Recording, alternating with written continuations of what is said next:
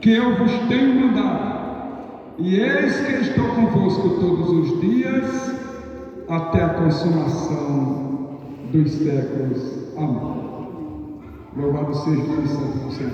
Meus irmãos, aqui a palavra diz que Jesus se apresentou aos 11 discípulos. E não eram 12 discípulos? Quando Jesus se apresentou aos 11 discípulos, isso era no terceiro dia, certo? Era o terceiro dia que ele tinha sido crucificado.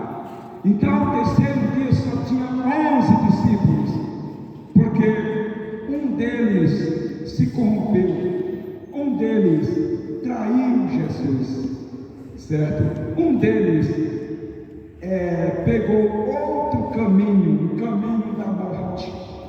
Era um dos discípulos por nome Judas Iscariote. Judas, ele foi falso a Jesus, certo?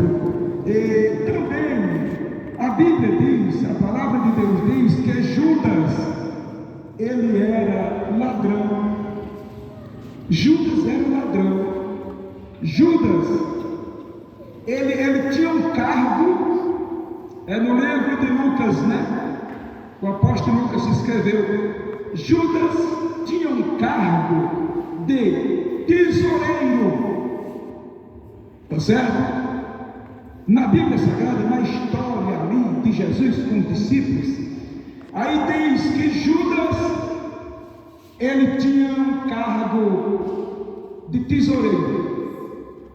Louvado seja o nome santo do Senhor. No livro de João, melhor falando, é o quarto livro. O cargo de tesoureiro. Então, as pessoas contribuíam ali, tá certo?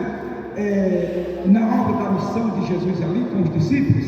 E Judas, como tesoureiro, sabe o que Judas fazia? Judas era o responsável. Aí Judas ia lá, caladamente, ocultamente, certo? Traiçoeiramente, e pegava ali a quantia, a importância que era colocada ali na bolsa. Judas era quem dominava a bolsa, era o tesoureiro. Então Judas era ladrão, certo? Então no terceiro dia só tinha 11 discípulos, porque Judas, ele se enforcou-se. Depois que traiu Jesus, foi se enforcar. Quando Jesus ressuscitou o terceiro dia, não tinha mais 12 discípulos, só tinha 11. Certo? Então, aos 11 discípulos, Jesus chega, louvado seja o nome santo do Senhor. Jesus chega e diz: olha, eis que é-me dado todo o poder nos céus e na terra. Mas os discípulos, quando viram a Jesus, ainda ficaram em dúvida, sem acreditar que era Jesus.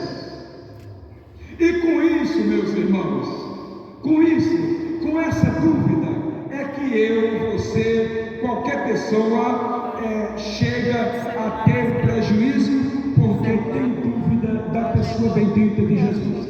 E a palavra de Deus, quando fala a respeito de dúvida, sabe o que é que ela diz? Para quem não sabe ainda, tá certo? E para quem sabe também, porque a palavra renova, cada dia mais ela nos renova, ela nos purifica, ela nos edifica, certo? Então, quando se trata de dúvida, é não ter fé, viu? Dúvidas é não ter fé, dúvida é não crer, dúvida é não confiar. E a Bíblia diz que não ter fé é pecado.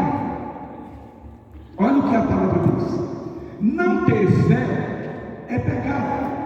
Então, verdadeiramente tem que ter a fé no Evangelho da pessoa bendita de Jesus. Agora, minha gente, veja bem, não é tão somente a fé, viu? Não é tão somente a fé. Bom é que nós venhamos a nos conscientizarmos, glória a Deus, que não precisa tão somente a fé para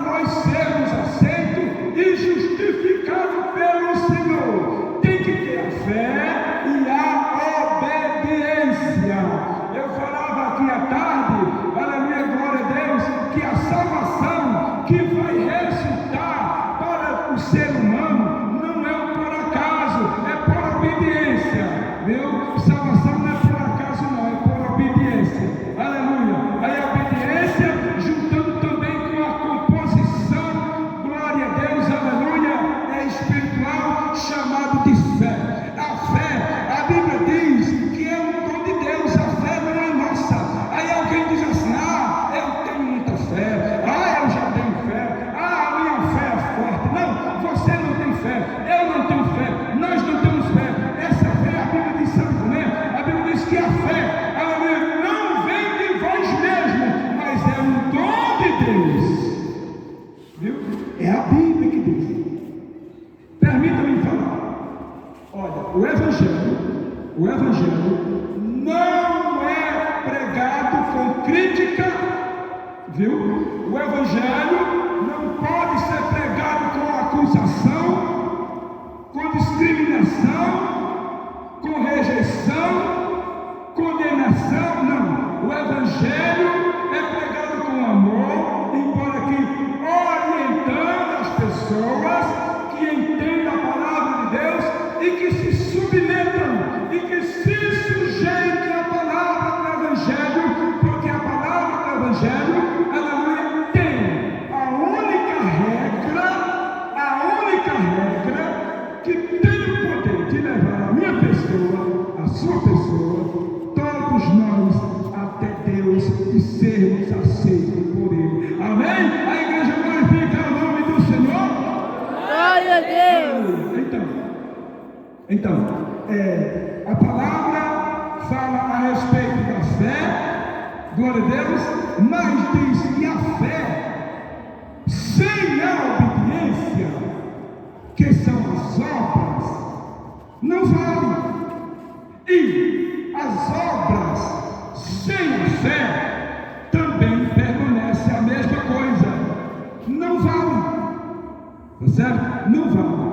Então a Bíblia Sagrada, ela nos ensina a nós termos fé e temos também as boas práticas da obediência a Deus. Porque o que nós podemos ver, já tem visto tanto e ainda acontece, né? Alguém diz: olha, eu tenho fé, mas aí ele traz uma vida, um comportamento que não condiz com o desejo, com as ordens de Deus. Lembrando que o Evangelho não se prega acusando nem condenando, mas nós vamos falar o que tem na Bíblia, porque Jesus disse aos discípulos que os discípulos tinham que ensinar a palavra. Então os discípulos de hoje somos nós, aprendemos a palavra, transmitimos a palavra também para os demais, amém? Eu vou dizer uma coisa aqui, o que tem na Bíblia, viu? Eu vou falar o que tem na palavra do Senhor. O apóstolo São Paulo, ele escreveu uma carta para a igreja de Corinto. Isso, o apóstolo Paulo foi aquele homem que ele subiu, ele foi levado até o terceiro céu. O apóstolo Paulo, viu? Ele foi levado até o terceiro céu. E lá ele viu cenas, lá ele viu objetos, lá ele viu monumentos, lá ele viu obras, lá ele viu criação de Deus, que ao homem não é lícito contar, porque eram obras inefáveis, eram obras indescritíveis, que não tinha como descrever. E ele disse que viu tudo isso, mas ao homem não era lícito contar o que ele viu. Então o apóstolo Paulo, ele voltou para a terra, porque ele foi levado lá para ser evangelizado por Deus, por Jesus, e depois voltou para cumprir a missão do evangelismo, que justamente é isso que nós estamos fazendo aqui, aleluia, na comunidade da Vitória, porque a Vitória, aleluia, também está no projeto da salvação de Deus. Jesus não quer deixar essa comunidade de fora, por isso que o evangelho está chegando até aqui. Aí veja bem, o apóstolo Paulo escreveu na primeira carta aos Coríntios, no capítulo 6, E o versículo 10. Então, para que as pessoas não venham acusar o pastor, o pregador, dizer que está condenando, para não acontecer isso, eu vou ser franco e claro. Aqui está a igreja, né? A igreja católica, ali também tem um livro com o nome Bíblia. Aleluia! E lá também na Bíblia tem esse livro, primeira carta aos Coríntios, tem o capítulo 6, e no capítulo 6 vai no versículo 10. No versículo 10 está dizendo que bebedices não é do reino de Deus. Se você nunca ouviu alguém falar isso, se alguém nunca abriu a Bíblia para você como um católico, por exemplo, lembre, não é crítica nem acusação, é ensinamento. Você não chegou ali e alguém nunca entrou, leu isso para você, peça para ler. Você precisa conhecer. Você precisa caminhar no caminho de Jesus. O caminho de Jesus não pode ter bebedice, gente. E vocês veem que hoje não existe curtição se não tiver o tal da bebida, né? Se não tiver bebida, não é curtição. E já não é tão somente agora a bebida, mas mistura até outras coisas que não precisa nem dizer o que é. Veja como é que está o mundo aí arruinado. O povo procura outros meios para se alegrar. O povo procura outras condições. O povo faz outras buscas para se divertir. Mas a Bíblia diz, aleluia, que na presença do Senhor até a tristeza salta de alegria. Aleluia! O crente, o evangélico, para se alegrar, não precisa se dopar com droga entorpecente, bebida, não precisa não. Aleluia! É tão somente ele entrar na presença de Jesus de joelho. Aí o Espírito Santo começa a alegrar ele. O Espírito Santo começa a falar com ele. Aleluia! As enfermidades começam a ir embora. Ele começa agora a testemunhar. Aleluia! A situação financeira está um tanto trágica, está um tanto difícil. As portas de emprego começam agora a se abrirem. Aleluia! As coisas começam agora a melhorar. Aleluia! Glória a Deus! Não tinha como fazer uma feira para mês. Agora está tendo condição de fazer feira para 2, 3 meses por sua vez. É Deus na vida daquele que se submete à sua vontade. Aleluia! Glorificar seja o nome santo do Senhor. Vou pegando aqui a hora para ter não passar, para a gente não se perder aqui no tempo. Louvado seja Deus. Aleluia! Meus irmãos, eu peguei aqui umas referências. O Evangelho. Eu falei aqui que o Evangelho é a única regra que leva eu, você, qualquer pessoa que quiser, até Deus, na cidade celestial. Chama-se o Evangelho da salvação. Aleluia!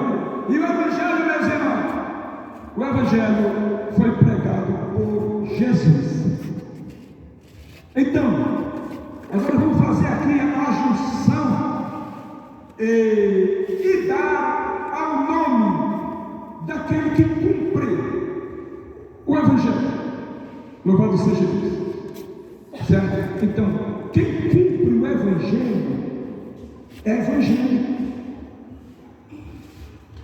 E quando alguém diz assim, eu não sou evangélico, ele está dizendo, eu não cumpro o Evangelho de Jesus. E agora como é que fica, né? Certo? Mas Jesus tem misericórdia e Jesus faz entender. Aleluia! Jesus tem uma paciência. Jesus usa a sua longanimidade. E Jesus, ele quer colocar o Evangelho que transforma, que muda, aleluia, a vida do homem de mal para melhor. Ele quer transformar a sua vida. Jesus quer transformar a vida de toda a comunidade da Vitória. Aleluia, porque Jesus ama esse povo. Agora tem um ser. Existe um ser que aborrece esse povo. E esse ser que aborrece ele oferece droga, ele oferece a cachaça, ele oferece as farras, ele convida, né? Ele convida o marido, o homem casado, ele convida o homem casado para trair a esposa, ele convida a esposa, a mulher casada, para trair o esposo, ele convida a juventude para se prostituir, ele convida o ser humano para inventar mentira, para ser falso um com os outros, certo? Tem esse ser espiritual que ele é terrível, certo? Mas o Senhor, glória a Deus, o Senhor é o propósito dele, é de libertar, é de salvar, é de purificar, escrever o nome no livro da vida, transformar a vida, ensinar o caminho. Aí o caminho largo, Jesus disse: olha, respondendo para alguém que disse assim: mestre, são poucos, mestre, os que se salvam. Aí Jesus disse: olha, confiai por entrar pela porta estreita, porque estreita é a porta e apertada é o caminho que conduz à vida, e poucos há que aceita, poucos há que querem, mas larga é a porta e espaçoso é o caminho que conduz à perdição, e muitos entrarão por ele. Então o caminho estreito, a porta apertada, aleluia, chama-se Jesus, porque porta apertada, caminho estreito significa justiça, aleluia. Quem bebe num caminho estreito para passar uma porta apertada, ele não tem acesso a tanta coisa nessa vida. Ele diz: aquilo ali eu não posso, isso aqui não me pertence, aquele lugar eu não posso estar, eu não posso sentar ali, eu não posso participar daquilo ali. Por quê? Porque eu estou num caminho estreito, e o caminho estreito que está em Jesus, Jesus não aceita isso. É isso. Isso quando acontece a transformação. Aí vem o convite dos amigos. Rapaz, não ouvi dizer que você agora está na igreja, mas e agora? E nessas questões, não, meu filho, eu não curto mais não. Eu vou curtir agora Jesus, porque eu tenho um chamado, eu tenho um convite para morar no céu. Ei, Jesus convida você para morar no céu. Jesus convida sim. Não esteja pensando que Jesus deixou você fora do convite, que deixou não, de jeito nenhum, de jeito nenhum. Ele convidou você também. Os céus é para todos. Amém? Aí veja bem, o Evangelho, versículo da Bíblia sobre o Evangelho. Jesus pregava o Evangelho e disse: ide por todo mundo e pregar o Evangelho a toda criatura. Isso está escrito no segundo livro, aleluia, do Novo Testamento. O apóstolo Marcos, ele escreveu no capítulo 16 e o versículo 15, louvado seja o Senhor. Então aqui está o Evangelho. Jesus ordenou que fosse pregar o Evangelho. Glória a Deus, aleluia. Ainda também o tempo está cumprido e o reino de Deus está próximo. Arrependei-vos e crede no Evangelho. Aleluia. Ainda Marcos capítulo 1 e o versículo 15. A Bíblia é sagrada. Para que aleluia, para o que? Pelo nosso Evangelho vos chamou para alcançardes a glória de Senhor Jesus Cristo. 2 Tessalonicenses, capítulo 2, versículo